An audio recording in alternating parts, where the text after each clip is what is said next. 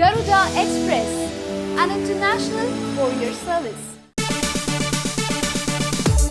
తెలుగు సినీ ఇండస్ట్రీలో మెగాస్టార్ వారసులుగా దూసుకుపోతున్న హీరోల్లో అల్లు అర్జున్ ప్రస్తుతం టాప్ లో ఉన్నాడు. గత కొన్ని సంవత్సరాలుగా ఫ్లాప్ అనేదే లేకుండా వరుసపెట్టి సినిమాలు చేసేస్తున్నాడు బన్నీ. ప్రస్తుతం డీజే దువ్వాడ జగన్నాథం మూవీని ఫినిష్ చేసే పనిలో బిజీగా ఉన్న స్టైలిష్ స్టార్ ఆ తర్వాత ఒక్కంతం వంశీని దర్శకుడిగా పరిచయం చేస్తూ నా పేరు సూర్య అనే మూవీ చేయబోతున్నాడు.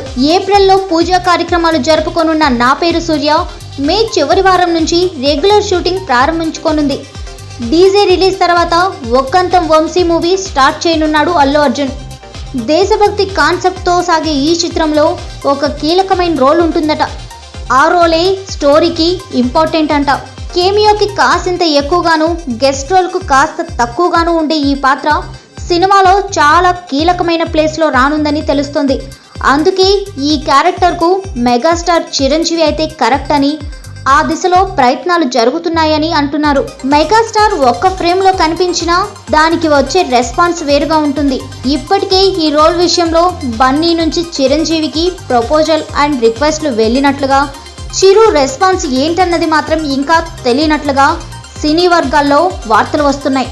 ఇక ఈ మూవీ కోసం లింగుస్వామితో అనౌన్స్ చేసిన బైలింగ్వల్ను ప్రస్తుతానికి బన్నీ పక్కన పెట్టేసినట్లే అంటున్నారు సినీ విశ్లేషకులు.